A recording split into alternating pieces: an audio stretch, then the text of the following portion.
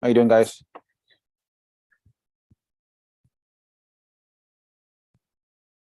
Let me just make sure that I'm live.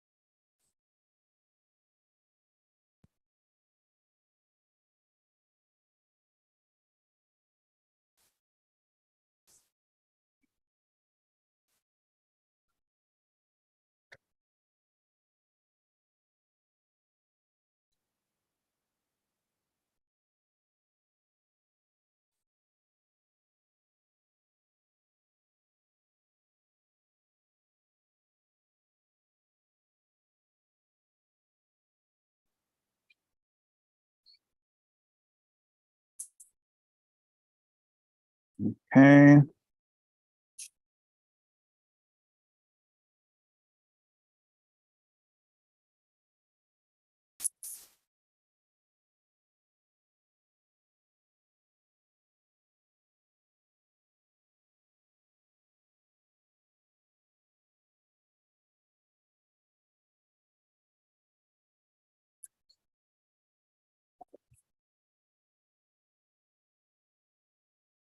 Sure. Hello, guys. Happy Friday.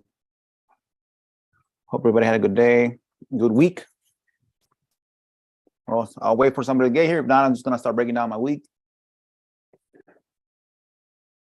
Okay. Good.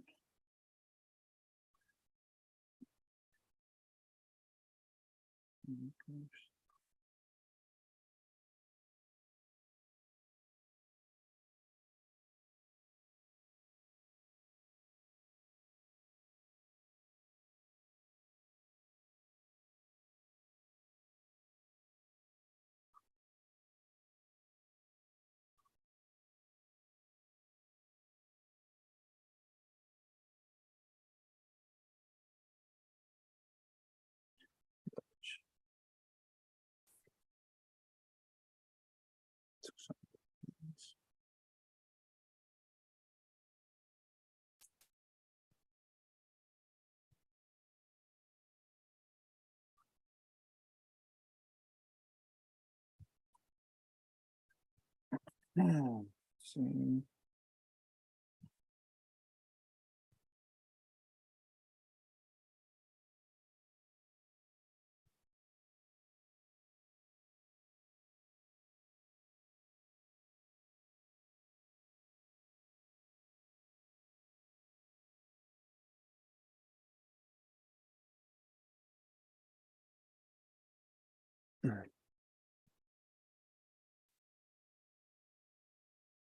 See.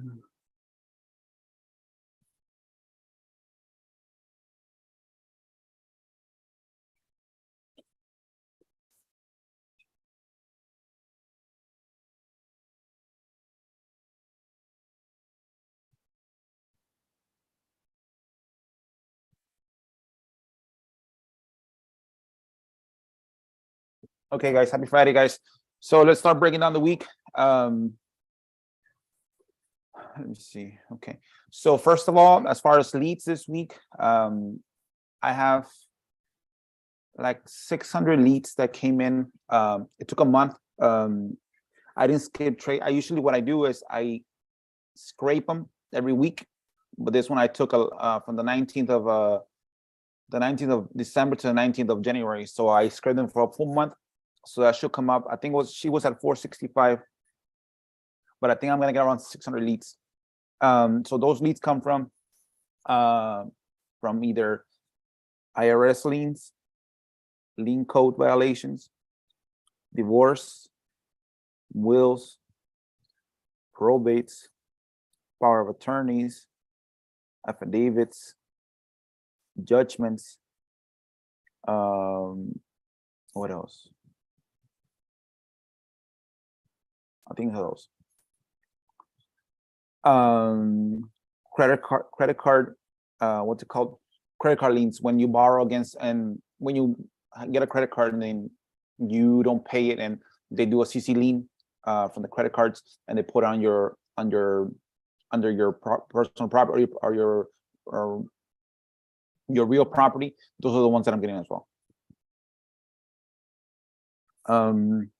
So it'll be around 600 leads from all those people, which is good. Those I keep, like, usually if you do it on a weekly basis in my area, I'll probably get like 120 leads a week. But this time, since I took a month, because it was December, and of course I was just sidetracked on I'm pulling in from the county, because I can definitely have my VA pull it from the county, but it takes a lot for her to do it, pull it from the county. So for me, it might take me 30-40 minutes to pull all those leads and put them in a template where she can work them. It might take her 3 hours just to put them to the same place where she can start working them. So I'd rather do it. But it took a little bit longer this time to do for me, because I was sidetracked, holidays and everything. So I should be able to get those done. Let me show them to you real quick. Let me see where I'm at.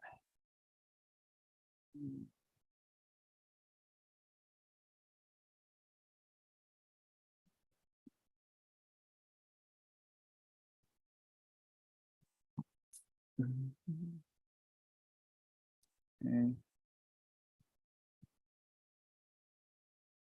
So let me show you the sheet real quick.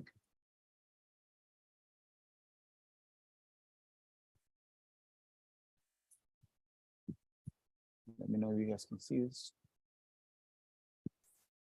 So here are the ones that she's pulling up.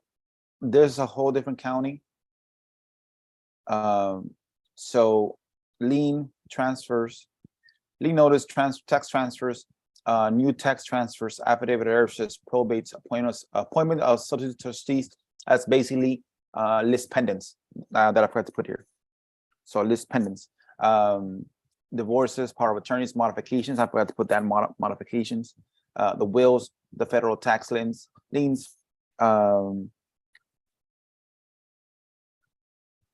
And this is the one that I do myself, the pre-foreclosure skips. So yeah, so she's pulling them from all the way to 124. So if you look at here, let's look how many I have.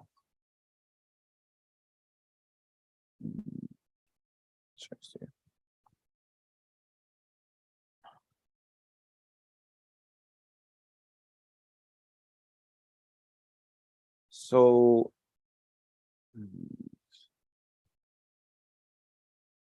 look how many lien notifications that I have as far as properties that have issues with their city liens. You see right here, I'm at 4,473. Those are leads that I already have in my CRM, and I keep on working them, because usually these city liens, either because the owner doesn't fix the property or whatever, they keep on coming up. So again, those are liens that I'm gonna keep on working forever. Again, if I can get one deal from those liens, that's good. If I get 2 deals, that's good. If we get 3 deals, again, it's 5,000 leads. Usually by the end of the year, I probably have like 5,000 leads, a little bit more. So that's basically my mine that I'm gonna keep on mining. That's why I don't need new leads, like a lot of them, because what I do, what I'm labeling my, hold on, let me just a moment. This candy got stuck in my teeth. Okay, once you have all those leads, again, remember, you're not gonna touch base with all those leads on the first run. Trust me. Usually the good penetration rates around 5 to 10%. So if you blast 100 leads, you get 10 contacts. That's usually been my experience. So again, you don't need to get new leads. All you got to do is just keep on hitting them. Again, keep them on a schedule. This week, like usually what I'm doing with the RVMs, they're getting around 300 leads touched every single day. So if it's, let's say I hit the lead notifications, if I start hitting them today, February the 1st, it'll take around 13, 15 days to go through the whole 4,000. Now, I take away the ones that I already had contact with them. I take off the ones that are already wrong numbers. I take the ones that I already have under contract or I'm already talking to them. So I just want to touch the ones that are brand new. I don't change the number. What I did this month is I took out the text notification. So now they're both getting just RVMs. One RVM probably around 8 in the morning and one RVM around 2 p.m. And see how I want to change for the month of February, see how much contact difference do I get from an RVM and a text and an RVM and an RVM. Why? Because when I was checking my RVMs and my text campaign, the texts were getting failed like 97%. Like, damn, they're not even being touched. Like I'm just texting people like crazy and it's not being touched. And either it can be two things. It can be because they're considering my phone as what's it called? A scam alert or whatever, and getting blocked or something else. But remember, I only text one text every 2 minutes. I don't blast like 100 texts an hour. So I'm thinking that's pretty sure the reason why they haven't done anything to the account because of that, because I'm not blasting, what's it called? 100 texts. I know you can text 20 texts a minute because usually that's how much a person can text, but I just keep it to one text every 2 minutes because I was keeping it to one RVM every 2 minutes. Same thing with text every 2 minutes, but now I removed the text and I'm doing just basically 2 RVMs. Now, remember, one of the things that I switched around this time, the first RVM is me talking, right? The second RVM, I was able to find it, what's it called, an RVM message on YouTube, and I downloaded that one, and now I have a lady sending that. Let me see if you guys can hear this. Hold on. Let me see. So you guys know what I'm talking about. And I'm seeing what's different between a man and a lady. What's it called? Sending the voicemails.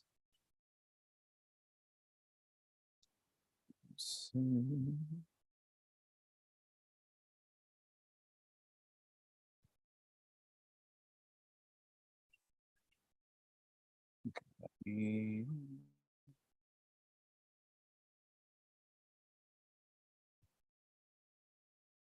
You guys hear this?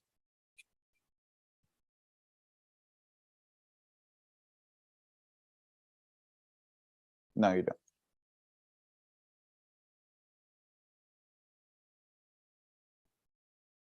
So let me just take this off. Let me know if you get this. Hey, sorry I didn't catch you this time. Hopefully we can connect soon. I'm really interested in a property that I believe that you own. But if I'm wrong, then I apologize. But if I'm not, I'd really like to talk with you. Hopefully we can talk soon.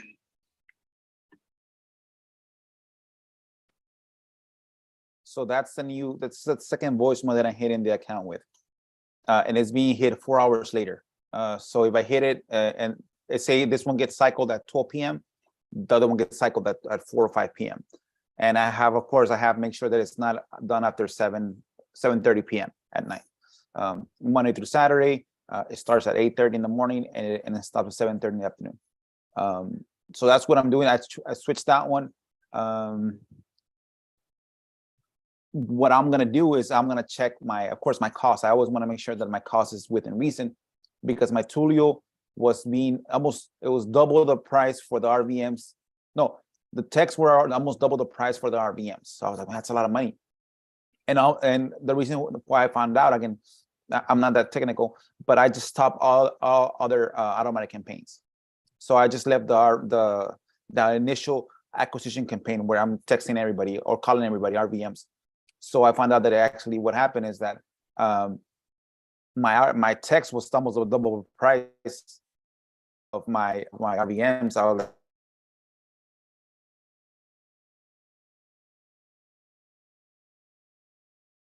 check this month to see what is going on. Now, on average, I spent around $150 in marketing costs through a reply.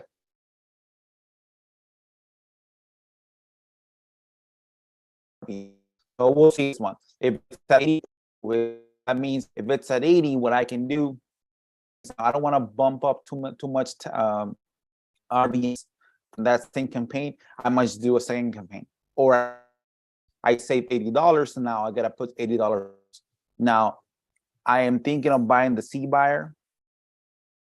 C buyer in my area is going to be 1,200 accounts, already 1,200 previous C buyer accounts that people to sell or just in valuation. So that means I can get them real cheap for if I get them for $500, I do get 40 new leads for that month. I'm just gonna do it for 1 month. I've gotten deals from old leads that, remember, C buyer leads, they just don't, because this is the first time that people call you like, yeah. So that means that it's like anything. It's like when you have if you don't answer the phone, because you're paying for the marketing, but you're not picking up the call. So that's gonna be what's called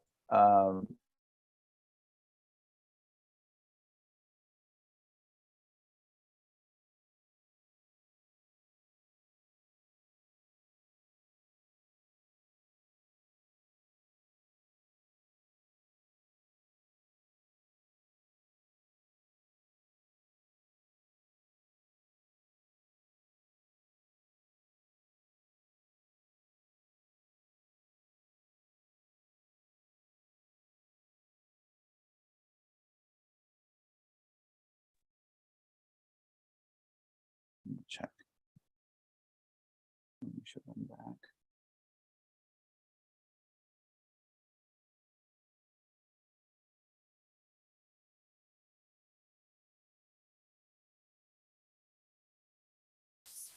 Sometimes in my area, either I need to get a better, what's it called, internet or something, because sometimes it just fades my signal. I think I'm back. Okay. So that was the leads part. So I got 600 leads. I'm telling you more or less how I target them. Now remember, you're never gonna run out of leads. Again, I've always been thinking of doing this, what's it called, in different counties. And I think this is the year where I'm gonna start doing that. I'm gonna bump it up to be able to do the same thing in other counties, so I can expand. It does look, of course, that I'm gonna have to hire new people, and that's one of the things that I didn't want. I didn't want to hire new people. I was good with just being myself, but I was like, okay, I can still do that, but what if I just keep on doing it to another county as well, and I can just get a couple of more deals from over there, maybe JV with somebody else in that area, so they can get a new deal as well. And again, I can expand. As there's, of course, like I say, 50% of a what's it called, a watermelon is much better than 100% of a grape. So again, just thinking out loud for that one. So those are the leads. So I know this for a fact that I can get out of this 15 leads types, I can probably get like at least 8 everywhere across Texas. So that was just the lead parts, more or less how I'm targeting them, what is going on. As far as, I wish I could get a better reporting from our reply as far as how my, let's see, reporting.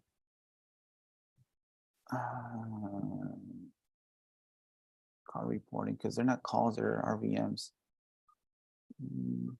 I'll figure it out. Again, I'm not that techie with that stuff. I just try to make sure that I can do it where it still makes sense as far as I'm getting leads that I can work. One of the leads that I got this week, oh, I forgot to put one.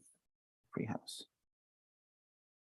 Was from an old account that I kept on marketing, and it was a follow-up on an RVM. And the follow just says, and the guy said, what's the offer? One of the triggers that I put is the missed call trigger. So basically, when I get an RVM, I call him back and I don't answer because I'm either on the call, whatever. I just tag it as missed call, and it sends a text, it sorts it out, and it puts it back on the campaign. So with that, the owner of this property got the text, called me back. I spoke to him. He says that the house was inherited from his parents. He's living in there right now. His brothers want to sell it because there's 3 brothers and him, so they all want to sell it and get their part. He's telling the parents, the brothers, that the house is worth only 10,000. So of course he wants to get the lowest price because he wants to keep it. But the what's it called, the other family members, other brothers and siblings are saying that it's worth 30. I think the house is probably worth maybe 20K because he says the house is pretty bad, but he is living in it, so it's livable. Again, maybe to whose standards, right?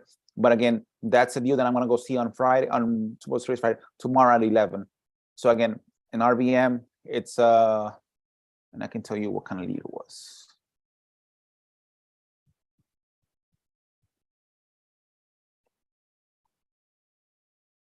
Let's see.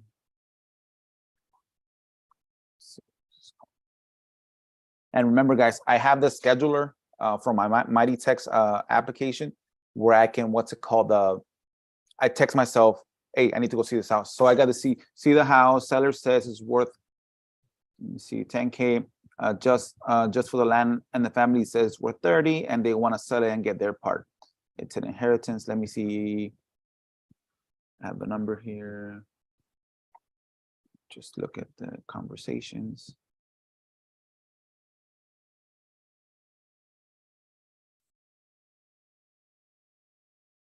What was these?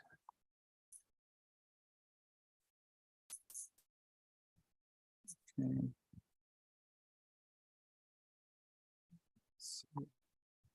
I want to give you guys conversation.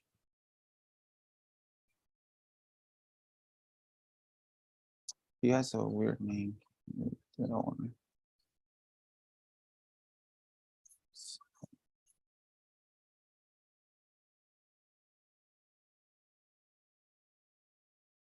What's his name?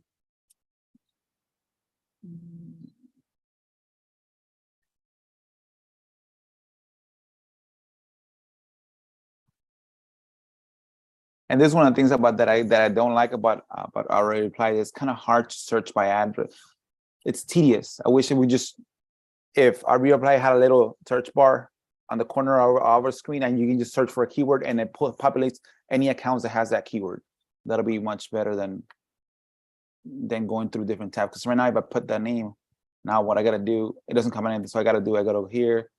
I gotta go to the tags. Instead of being a tag, I gotta go to by the street name. Let's see, and I gotta put this. So it makes me go through 3 or 4 steps extra. Okay.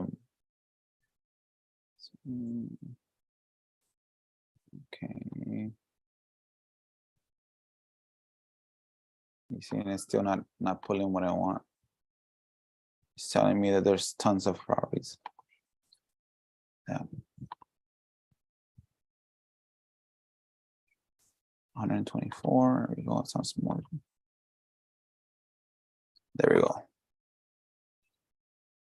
So this lead source, it's a hot zone lead source. Basically, what I did, you guys follow me.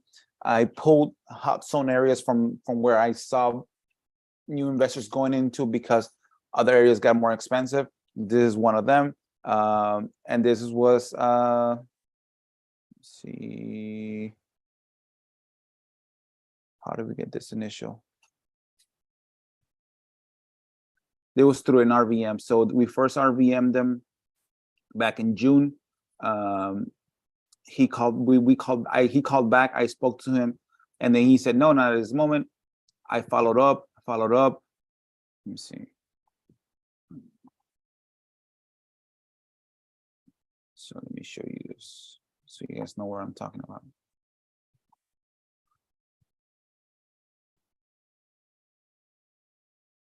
So this is the property in hot zones. Wireless 1 is this area. Podio leads. So once that's why I labeled them. Contact, and again, of course, February the 11th is when I'm gonna go see it. To remove this because that's the old one. So you see, it was just me talking to him. But you see the follow-ups. This is the initial contact that was done. I spoke to him. He was supposed to send me something as far as pictures. This was in June. I follow up in a month, nothing happened. August 8th, August 18th, nothing happened. September 26th, nothing happened. October, you see how follow-up is key as far as that, making sure that you can track it. September, October, you see how I'm doing a month, and then I went to 20 days, nothing happened, nothing happened, nothing happened. I put a question mark, nothing happened, nothing happened.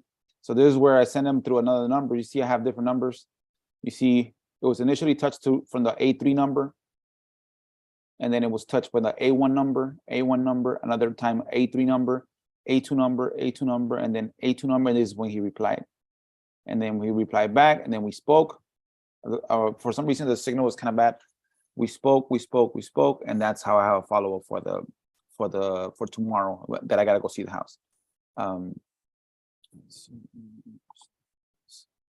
So that's a lead that came in through an RVM, and the follow-ups that I gotta go see. I know this house, if I get it for, even if I pay what the owners want, like the brothers want, the 30, I can probably either do two things: buy it for 30, list it for 60, or buy it for 30, wholesale and sign it for like 45, because it's in a good, it's a hot zone area.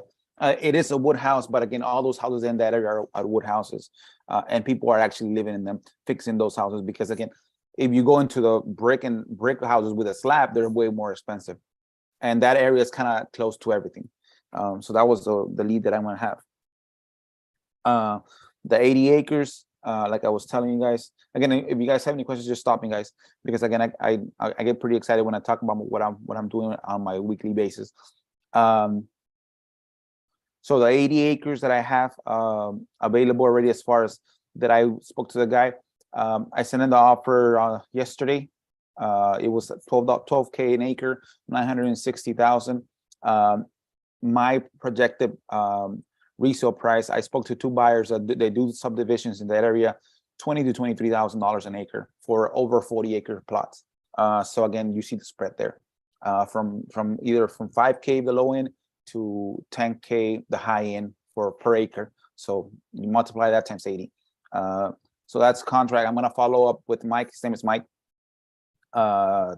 Today. Again, he's a cool guy. I spoke to him a couple times already, and he actually called me back because I emailed him the agreement, the offer, and he didn't get it. So then he called me back the next day. So he knows that he does want to sell, and he wanted to be at a price. I asked him, you know what, are you willing to owner finance? Because if you are willing to owner finance, let me just. Because if you do want to owner finance, I can pay you more than if you just want a straight cash offer. So again, I throw those two things. If you want a cash offer, it's going to be lower. If you want to be owner finance, it's going to be a little bit higher, but not, of course, where it doesn't make sense. It's going to be higher for him. They can get more money, and for us, that I can either keep that property or leverage that with a new buyer that wants to do owner finance as well. So that's the 80-acre lot that I'm working on. Again, next week, hopefully that I have next week, I should have it signed and agreed. I asked for a 90-day closing because I gotta go talk to the city for permits. I gotta do my subdevelopment diagrams that I'm gonna pay somebody to do, because that's gonna be my resale value. I'm gonna put what somebody can put there as far as lots and everything, make it a nice subdivision, and then I'm gonna sell the idea, sell the dream. Because when that land program that I bought, that course, it says to sell the dream. Don't just tell them, hey, here's an 80 acres. No, pay a little bit more, pay up a couple $100 to get somebody to do the subdivision, like the lots, and do like a model home in that area. Like as far as with the pamphlet, and then sell it to somebody like that. As far as the idea, of course, you may go and put there just for what's it called, for what's the word that they use? For display use only. You do your own due diligence, right? But I guess you can sell the dream like that though. So that's one of the things that I'm gonna do. Once he signs it, I'm gonna pay for that guy on Fiverr to do that. I found one for $100. Then I'm gonna have him do the lot, the breakdown as far as how many lots he can fit there. He's probably have to be an engineer, whatever you do, just to not to the direct specific what's it called, measurements, just like a guesstimate for overall 80-acre lots with I think 6,000 square foot lots in the area, which that's what it sells in my area. So I will do that. I'm also gonna do, there's another development down the street from there, like three minutes from where I'm at, for that lot that's doing the same thing, but I think it's like 20 acres. So that's gonna be the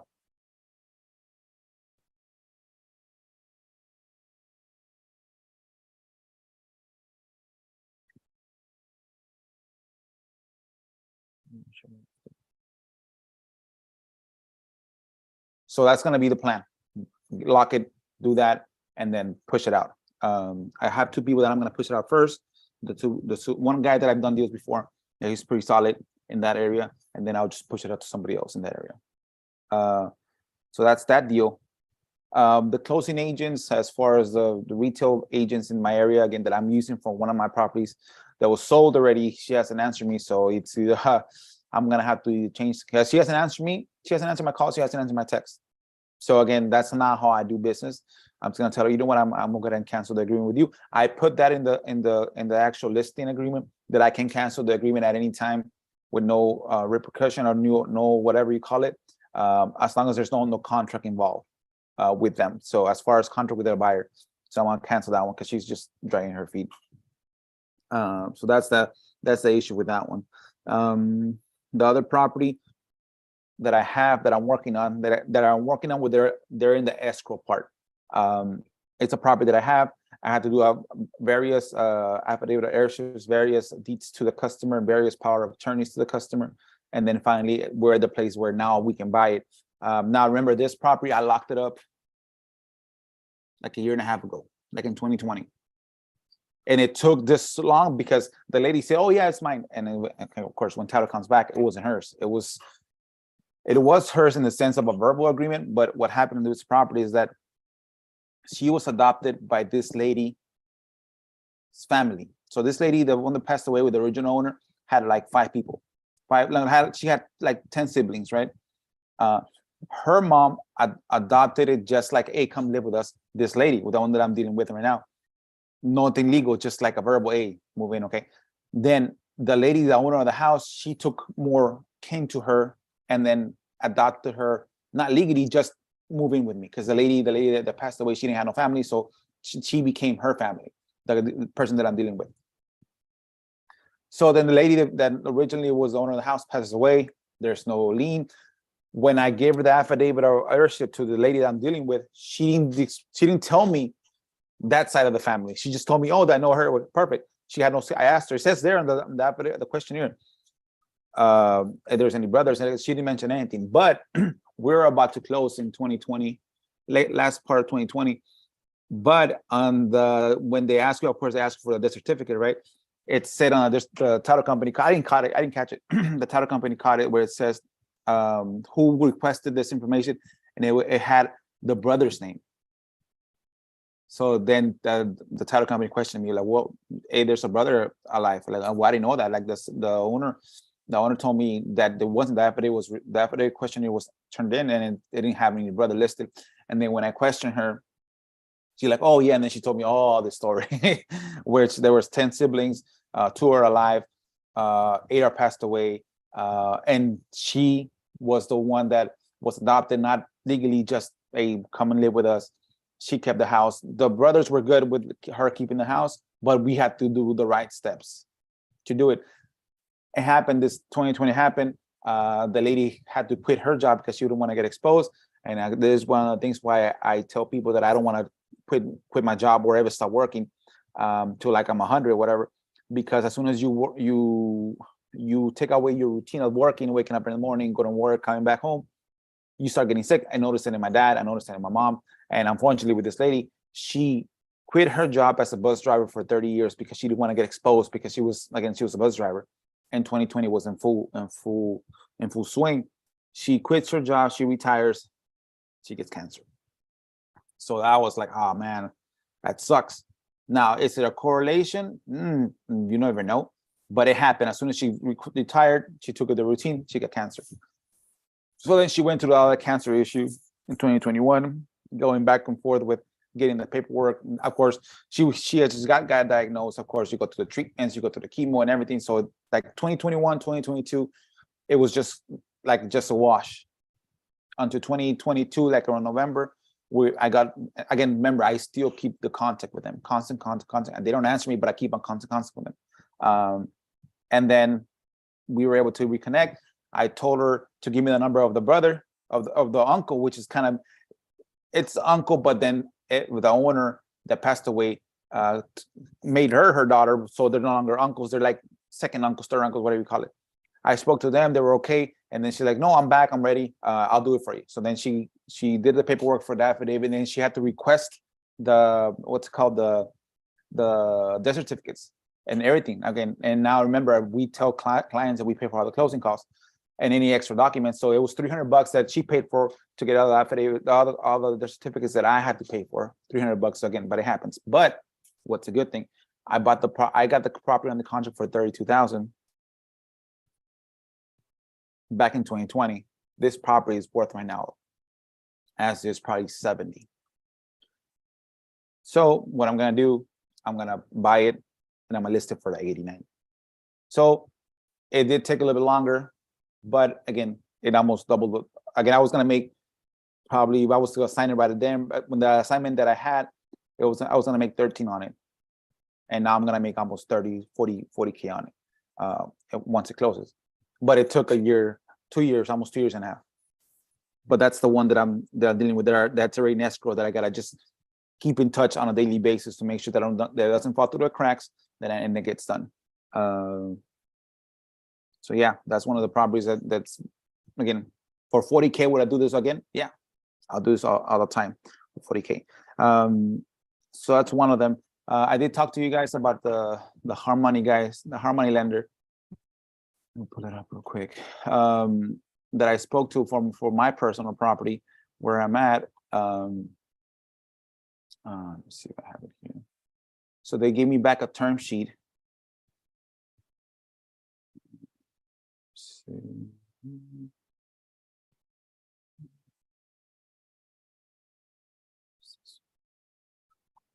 So they came and saw the property. They can do a HarMoney loan of I only asked for 200,000. And yeah, they can definitely.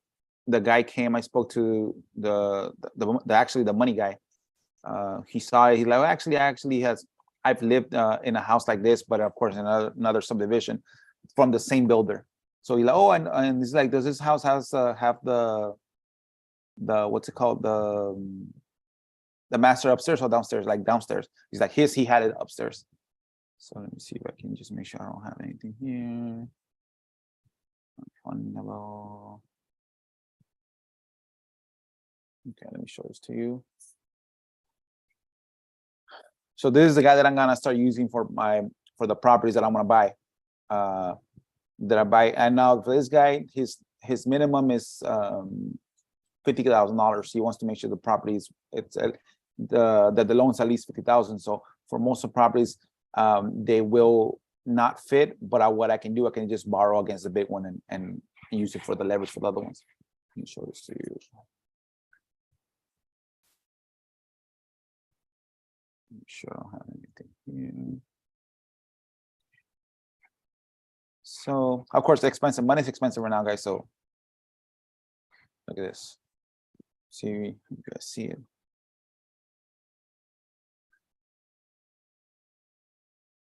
So here's the term sheet.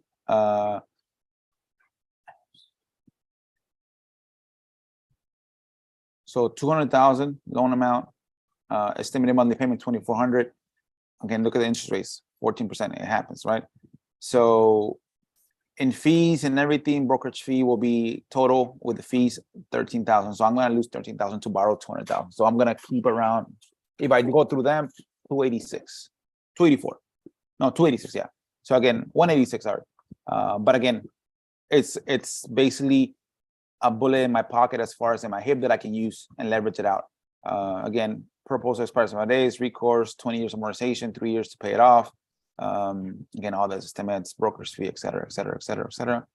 But it makes sense. Again, they were quick. They just came inside. And again, I just wanted to have somebody have and that I spoke to this guy, Jorge. He's the one that he works for the broker. He's the one that was able to connect me and got everything done. So again, he's like, this guy has money, just make sure the property makes sense. So yeah, so that's gonna be the person that I spoke to and the person that said okay to borrow the money. So I'm gonna use it maybe on this one. Again, for this one, this personal, it's probably worth right now around 560. There's a loan right now for around 200,000, and there's fees. Of course, fees are like 80,000 because of late payments, etc. But I want to negotiate a payoff around 190, 180, 190K. So if you guys know the story of this property, I acquired it through a pre-foreclosure. We were able to issue a 10K purchase price as far as to the seller. We took everything over. Again, COVID happened, right? So it's been since COVID. I've been here a few years.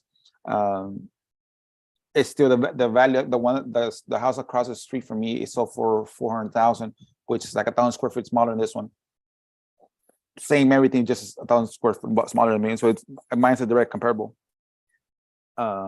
So yeah, once everything's said and done, this is not gonna be our final house.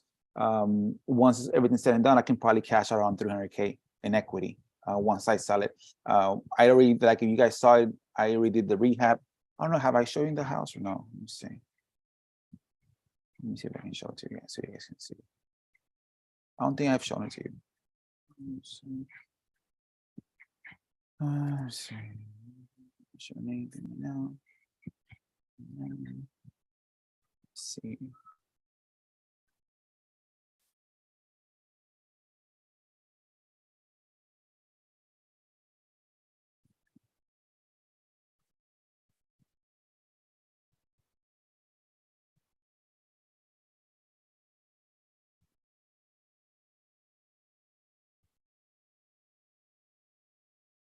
So I can show you some pictures. So this is the let me show.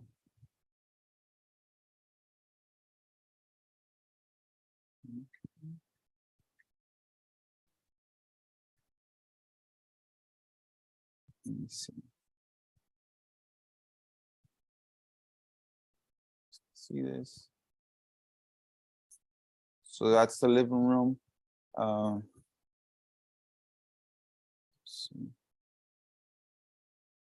So you see this guy, this on top right here. We opened it up. It was blocked almost here at a wall. So we opened it up. We put the island. Took out the popcorn ceiling, painted it off white.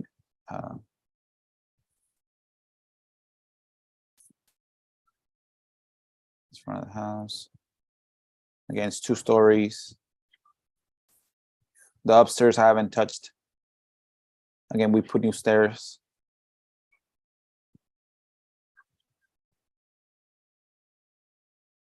Front of the house. That's the master bedroom. Pretty big.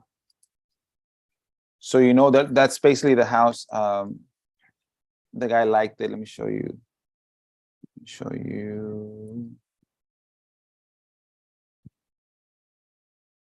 This is one of my favorite parts that we did.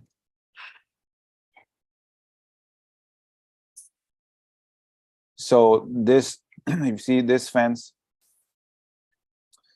right here was over here. So it literally kept this tree out right on the line. So I pushed the thing over here. You see the grass. So then we made this like a little entertainment area. Again, the pool was fixed, new grass, this air hole area. I put the tree right in the middle so it can be part of a focal point. The tree has lights. So again, in this area for this kind of properties, you want to have an outside entertainment center. Let's see if I can see.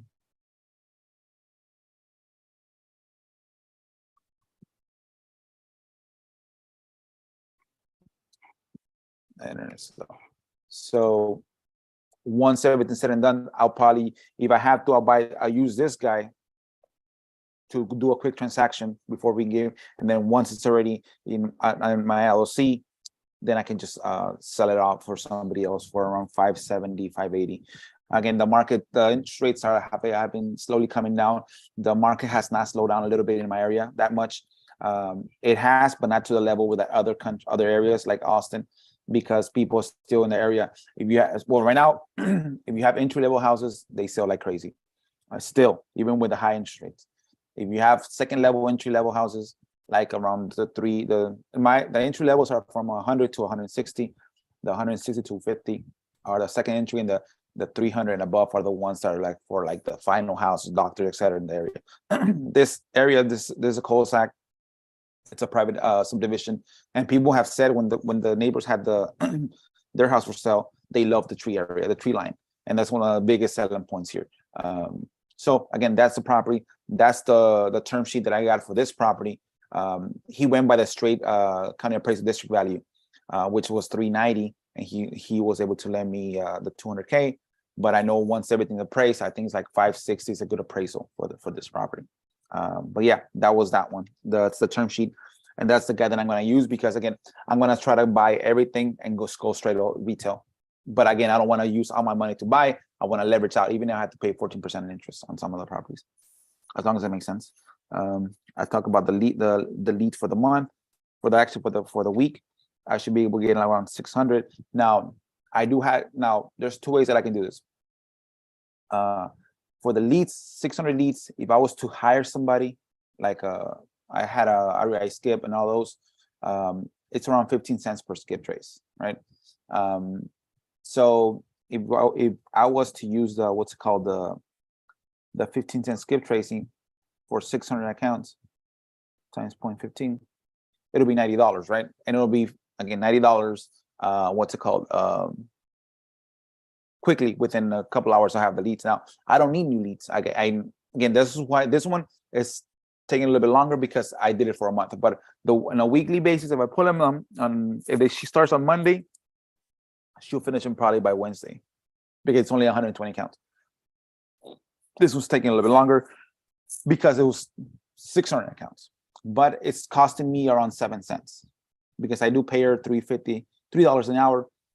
So it's taking her, I added the 400 some, and I divided by the hours she's been working. It's around 7 cents. It's costing me. So it's again, it's cheaper than double the price.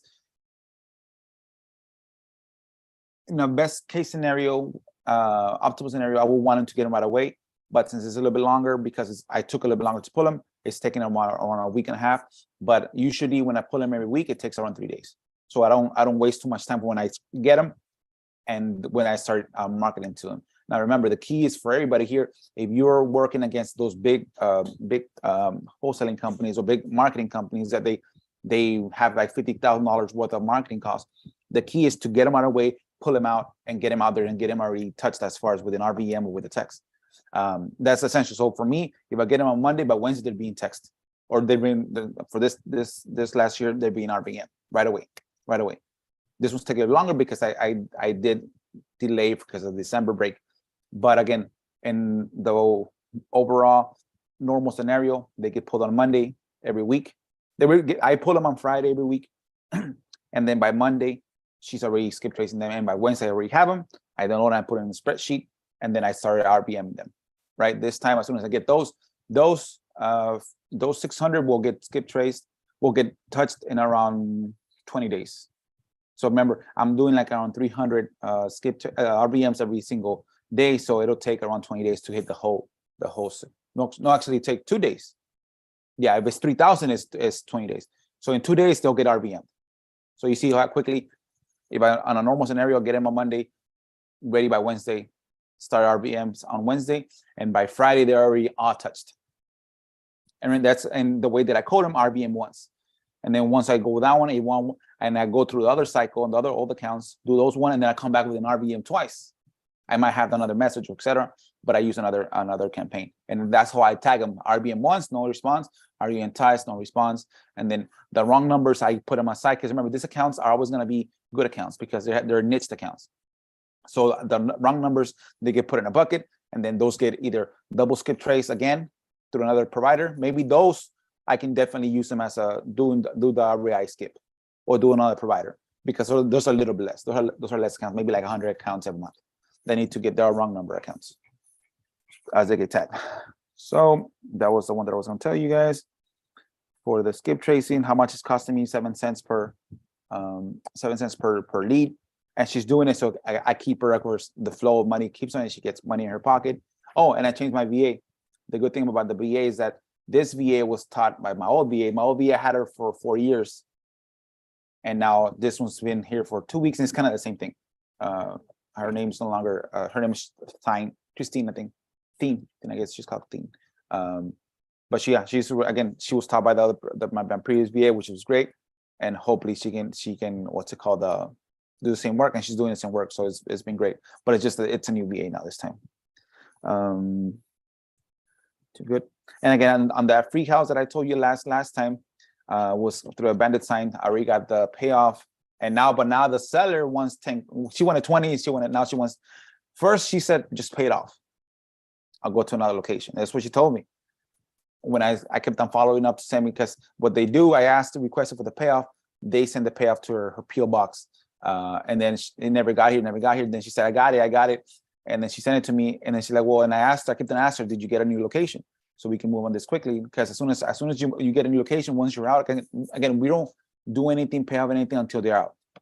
Either out, go, change locks and everything, so they can't walk in. Because if they move in, then you're shooting yourself in the foot, because you're doing it on a transaction that they might move back into. You cure the account, and then now you're screwed. So I wanted to move out. So I kept on telling her, did you get a new location? And she's like, no, not yet. And then she's like, well, and then yesterday I spoke to her, did you get a location? Like, yeah, but, and she's like, but how much am I going to get? And I was like, what do you mean? How much are you going to get? She's like, yeah. He's like, yeah, how much am I going to get? Like, no, you said just to pay it off. That's what the agreement was. So she's like, no, she's like, so she wants money. She's like, well, how much were you thinking of getting for this house? In your pocket? It's like 20. Like, I can't do that, ma'am. Your property is probably worth around 50K as is. You owe, I think it was like 38,000. And I'm buying it past due, and I'm buying it as is. I still need to fix it to be able to rent it. So she's like, I can't do that. What can you do best? Like, I can probably do 10, but I'm gonna probably end up paying her 7 or 5 to 7,000, which is a good value for her. But I'm not gonna pay off the loan. I'm just gonna do the thing I was telling you guys, have the loan get reinstated, put the money in the back. So I'm still gonna be out 7,000 at the end of the day, but the payment's like $400. So that changed a little bit of the plate, but I was able to maneuver it, and it still makes sense. And again, I can definitely be an asshole and say, no, I'm gonna pay you anything. But again, the flow of money. I know, again, she if I put the money in her hands, she'll use it for the best of her usage for her, and I know the flow of money will come back. So again, you don't want to have that bad karma. Even though the agreement was for nothing, just pay it off. She changed it at the end towards the end of the agreement of the deal, and I still make something work for her. So yeah, that was that one that I'm gonna negotiate. I'll probably give her like 5. And but again, I'm not gonna give her any money until she leaves the house and I get rekeyed, rekey, and new locks all over the house, and it's vacant. I don't want to give anything until it's vacant. I might give her 1,000 just for the move, start moving. But sorry, my dog is going wild. So yeah, guys, those are the deals that I'm working on. That was the week for me. Again, keeping it consistent was key. My bandit signs have been going down now, so I'm gonna go back and do it on the weekends. Because remember, I had put them out, and they stay up for like 3 months. But then I put them again. They took them down, and I put them again, and they went down the next week. I put them on a Saturday. They went down by Tuesday. They were down in some areas. So again, I'm going back to my weekly routine where I put them out on Friday night. I put them out. Like today, I'm gonna go put them out. I'll put like 30 today at night, and then they'll be in the weekend and see how the city reacts and see if they take them down on Monday and Tuesday. But if they take them down on Monday and Tuesday, then every weekend is gonna go back to routine. I got a little bit lazy because they had been staying up for real long of a time.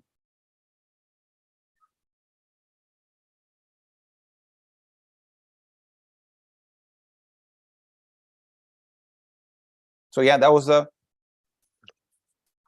my week. Those are my deals. That's my strategy to keep on going. One of the things that might change, I'll probably hire another VA. I just gotta make sure that I make that accounting where it makes sense. And yeah, push it. Like the biggest deal that I'm working on is that 80-acre plot. It's gonna be the same thing as the other ones. Once it's locked up, it'll close within a month. But yeah, those are the things that I'm doing that I did for the week. And yeah, hope everybody had a great week. Keep on pushing for the weekend, guys. Be consistent. The key is consistency. Like I've been saying, consistency will kill your competition. Let me show you the shuttle bus before you guys leave. Let me see. So it's looking.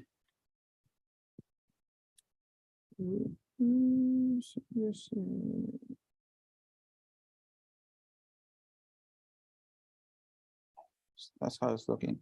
I'm almost done.